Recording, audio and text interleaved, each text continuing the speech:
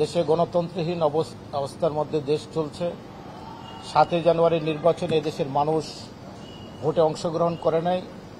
আমরা যে মানুষের সামনে যে দাবিগুলো উপস্থাপন করেছিলাম সে দাবিগুলোর প্রতি মানুষ আস্থা রেখেছেন। আমাদের চলমান যে রাজনৈতিক প্রক্রিয়া, দেশের 63টি রাজনৈতিক দল সহ আমরা যে জায়গায় বেরিয়েছিলাম সেখান থেকে আমরা আবার নতুন করে আমাদের যাত্রা শুরু করছি। সেই পরিপ্রেক্ষিতে আজকে ন্যাশনাল ডেমোক্রেটিক মুভমেন্ট পার্টির সাথে আমাদের আলোচনা হয়েছে এবং আপনারা নিশ্চয়ই নাম দিয়েছেন, নামগুলো আপনারা পেয়েছেন।